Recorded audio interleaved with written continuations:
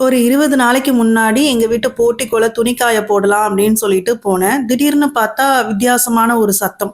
"என்னதுடா இது வித்தியாசமா இருக்கே இந்த சத்தம்" அப்படின்னு சொல்லிட்டு அக்கம் பக்கத்துல ஏதாவது இருக்கா அப்படின்னு சொல்லிட்டு பார்த்தேன். எதுவும் இல்ல.